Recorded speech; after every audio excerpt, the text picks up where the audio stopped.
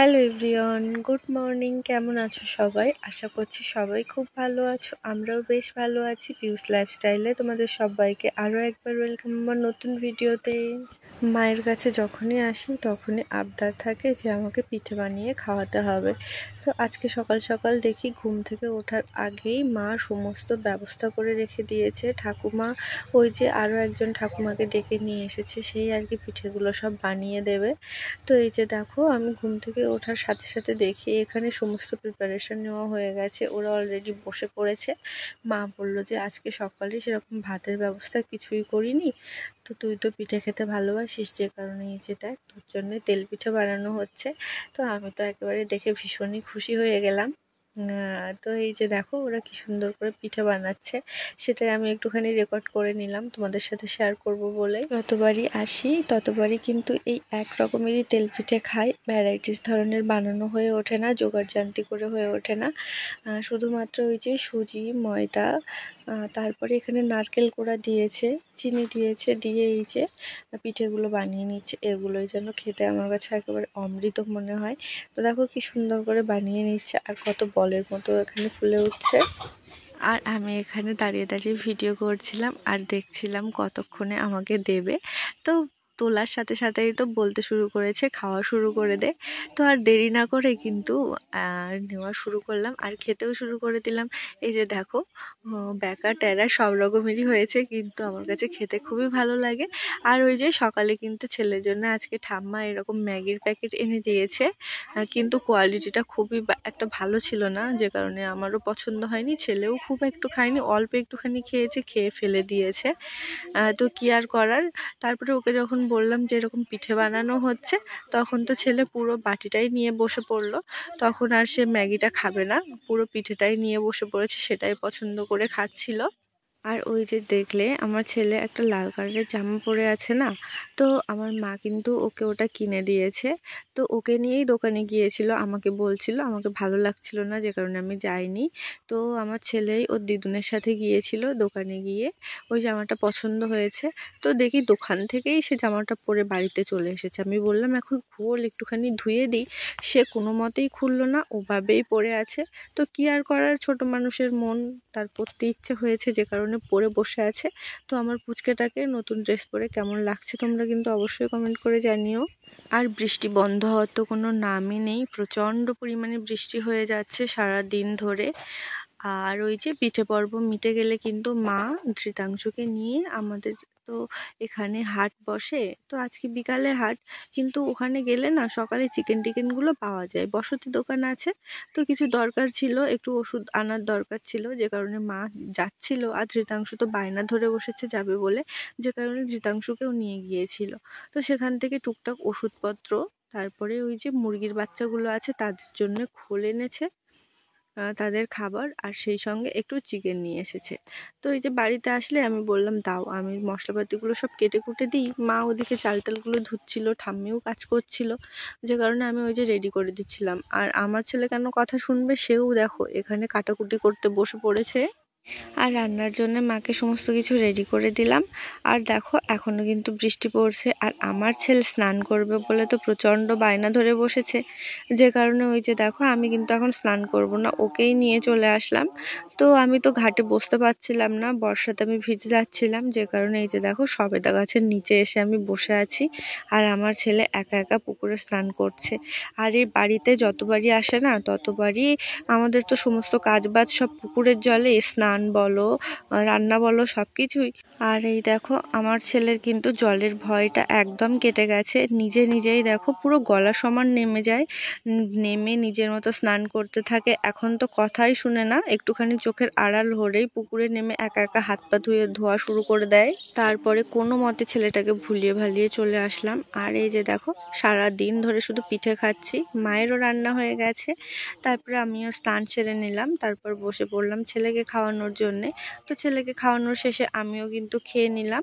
তারপর সোজা তোমাদের সাথে দেখা হচ্ছে একেবারে সন্ধ্যের টাইমটাতে। ছেলে কিন্তু মামা বাড়িতে আসলে একদমই ঘুমায় না, কিন্তু ও যখন ওর দাদার বাড়ি যাবে তখন কিন্তু প্রত্যেক দিন দুপুরে ঘুমাবে। কিন্তু আজকে না সকাল থেকে সারাদিন প্রচণ্ড বর্ষা হচ্ছিল, আর আজকে আমি ভেবেই রেখেছিলাম ছেলেকে যেভাবে হোক ঘুম পাড়াবো, যে কারণে জানালা দরজা সব বন্ধ করে চেপে রেখে ছেলেকে আজকে ঘুম পাড়িয়েছি। তো ঘুম থেকে উঠে যেটা হয় একটু একটু মন খারাপ করে, আর প্রতিদিনের মতো সেই দোকানে নিয়ে গিয়ে দেখো এক হাতে জুস এক হাতে চিপস নিয়ে চলে এসেছে। আর আমাদের বাড়ির সামনে মানে রাস্তার অপোজিটে একটা বাড়ি নতুন হয়েছে, তো তাদের বাড়িতে এই যে দেখো এই পুচকে একটা বাচ্চা হয়েছে। তো ওদের বাড়িতেও দোকান আছে, কিন্তু তেমন জিনিসপত্র এখন তোলে না, আসলে বাচ্চাকে দেখভালের কারণে আর সেগুলো হয়ে ওঠে না। তো ওর সাথেই বসে কিন্তু আমার ছেলেটা খেলা করছিল। তো ওখানে কিছুক্ষণ সময় কাটানোর পর কিন্তু বাড়ি চলে এসেছিলাম। তো বাড়িতে এসে কিছুক্ষণ টিভি দেখে তারপর কিন্তু খাওয়া দাওয়া করে নিয়েছিলাম। খাওয়া দাওয়া করে এই যে দেখো মশারি টাঙিয়ে নিয়েছি, বিছানা পরিষ্কার করে বিছিয়ে নিয়েছি। এবার কিন্তু গুড নাইট বলে শুয়ে পড়ি, তারপরে নেক্সট দিন মর্নিং আবার তোমাদের সাথে দেখা হচ্ছে। আর আজকে আমি আমার বাবার বাড়ির কোথায় কি আছে সমস্তটাই তোমাদেরকে দেখানোর চেষ্টা করব। তো প্রথমেই যেটা বলবো, আমার বাবার বাড়িতে না আমার মায়ের হাতে প্রচুর লাগানো ফুলের গাছ আছে, যেদিকে তাকাবে সেদিকে প্রচুর প্রচুর ফুল দেখতে পাবে। এই যে দেখো এই বেল ফুলটা কত মোটা গাছ বলো, কতগুলো শাখা প্রশাখা ডালপালা ছড়িয়ে আছে। আমার মা কিন্তু এখান থেকে ওখান থেকে এনে খুব সুন্দর করে গাছ লাগায়। তো দেখো কত প্রচুর পরিমাণে ফুল ধরেছে, আর এত সুন্দর দিনে বোঝা যায় না, রাতের বেলা তুমি যখন হাঁটবে না এত সুন্দর সুগন্ধ ছড়াতে থাকে, একদম মন প্রাণ ভরে যায়। তো আজকে কিন্তু আমার সময় হয়েছে এই ফুলগুলোকে তোমাদের সাথে একটুখানি শেয়ার করার, যে কারণে শেয়ার করছি। আসলে এই যে দেখো বড় একটা পুকুর দেখতে পাচ্ছ না, এই পুকুরে কিন্তু আজকে মাছ ছাড়া হয়েছে 5 কেজি, ওই রুই কাতলা মৃগেল সব কিছু। ওই মাছগুলো বড় হবে তারপরে সবাই ধরে ধরে খাবে, সবাই বলতে ওই আমাদের পুকুর মানে আমরাই ধরে ধরে খাবো।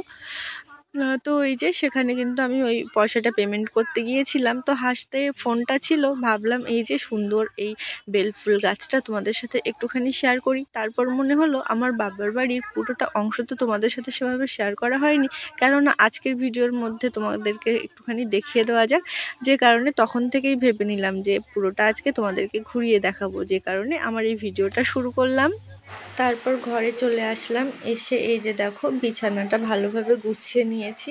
আর ছেলের হাতে এই যে একটা গণেশ ঠাকুর দেখতে পাচ্ছ না, এটা কিন্তু আমার ছোটোবেলার খেলনা। ছোটোবেলা বলতে ওই 9-10 পড়ি ওই সময়ই আমার মা আমাকে কিনে দিয়েছিল। হ্যাঁ, আমি খেলাধুলা করতাম, রেখে দিতাম, আসলে আমার খুব পুতুলের শখ ছিল, তো মা এটা এনে দিয়েছিল। তাছাড়াও কিন্তু একটা টেডি বিয়ার আছে আমার কাছে, সেটা আমার চাম্পাহাটি বাড়িতে আছে। আমি যখন যাব কয়েকটা দিন পর তোমাদের সাথে শেয়ার করব। এখনও আছে, ওই 9-10 টাইমের খেলনা সব। তো সেটাই আমার মা অনেক যত্ন করে রেখে দিয়েছে। তো ধৃতাংশ আজকে দেখে তো খুব মজা করছিল, বলছিল খেলবে, যে কারণে ওকে দিলাম। আমার খেলনা আমার ছেলে নিয়ে খেলছে। মা তো এমনি পুরো ঘর দুয়ারটা পরিষ্কার করে রাখে, তাও আজকে আমি ভাবলাম কেননা সমস্তটা আমি নিজের হাতে একটুখানি গুছিয়ে দিই, যে কারণে দেখো সমস্ত ঘরটা কিন্তু আমি আমার নিজের মতো করে পরিষ্কার করে রেখে দিলাম। তো এই যে দেখো টিভির যে টেবিলটা সেটা ক্লিন করলাম, ট্যাঙ্কের উপরটা পরিষ্কার করলাম, মায়ের ওষুধপত্র সব একটা টুলের উপরে রেখে দিয়েছি। তারপরে সমস্ত জামা কাপড়গুলো আলনার মধ্যে সুন্দর করে রেখেছি, আর বিছানাটা সুন্দর করে পেতে নিয়েছি। তারপরে চলে আসলাম, এটা আমার ঠাকুমার রুম। আর এই যে মিট কেসটা দেখতে পাচ্ছ না, এটা কিন্তু আমার ঠাকুরদার আমলে।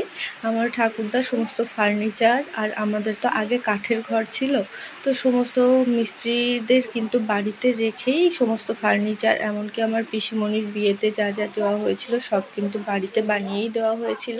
তো ঠাকুমার ঘরে বড় ট্যাঙ্ক আছে, ওর ভিতরে লেপ কম্বল সব রাখা হয়। আর একটা গোল মতো ট্যাঙ্ক দেখছো, ওর মধ্যে কিন্তু চাল রাখা হয়। আর এই যে দেখছো একটা লম্বা বারান্দা, বেশ চওড়া। আমাদের বেডরুমগুলো যতটা বড়, আমাদের বারান্দাটাও কিন্তু বেশ অতটাই বড়, খুব খোলামেলা, খুব ভালোভাবে বসাও যাবে, খাওয়া যাবে, খুব ভালো। আর এটা হচ্ছে আমাদের বেশ বড় একটা রান্নাঘর, এখানেও মেঝে টেজে করা আছে, উনুনটা একমাত্র কাঁচা। আর এই একটা লাল দরজা দেখছো, এর মধ্যে কিন্তু একটা বাথরুম আছে। আর তাছাড়া বাইরেও একটা আছে, কিন্তু এটা রাত বিরাত বাইরে বেরোতে তো ভয় লাগে, যে কারণে একটা কিচেনের সাথে অ্যাটাচ করা আছে। আর এই যে দেখো বাইরে থেকে আমাদের ঘরটা ঠিক এমন দেখতে লাগে। অনেক কষ্ট করে একটু একটু করে কিন্তু এই ঘরটা আমাদের তৈরি করা হয়েছে। তো যাই হোক, তারপরে এই যে বাইরের দিকটা একটুখানি দেখাই। এই যে দেখো ডান হাতে দুচালা একটা টিনের ঘর দেখছো না, এখানে কিন্তু সমস্ত কাঠ রাখা হয়, আসলে জ্বালানি হিসেবে যেগুলো ব্যবহার হয় সেগুলোই রাখা হয়। আর এই যে দেখছো এখানে কিন্তু হলুদ হয় না, সেই হলুদগুলো রোয়া হয়েছে।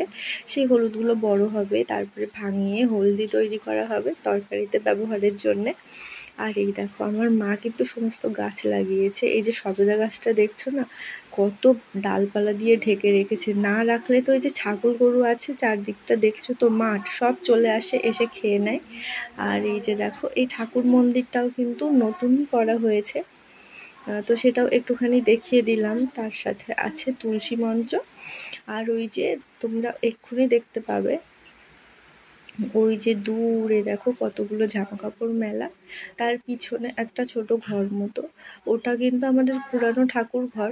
ওখানে প্রথম মাটির ছিল, তারপরে কিন্তু পাকা করা হয়। কিন্তু এত পরিমাণে ঝড় বর্ষা হয় আর আমাদের বাড়িতে তেমন কেউই থাকে না। ওই যে হলুদ রঙের বাড়িটা দেখছো, ওটা আমার মেজো কাকুদের, ওরাও কলকাতাতে থাকে এখন। যে কারণে পুরো বাড়িটা না জঙ্গল হয়ে ওঠে, বর্ষার সময় যাওয়া একেবারে অসম্ভব হয়। যে কারণে আমাদের ঘরের সামনেই কিন্তু নতুন করে আবার ঠাকুর মন্দির তৈরি করা হয়েছে। আর তারপর এই যে মস্ত বড় পুকুরটা পেরিয়ে দেখো এখানেও বন জঙ্গলের মধ্যে একটা ঘর। এটা হচ্ছে আমার ছোট কাকুদের ঘর।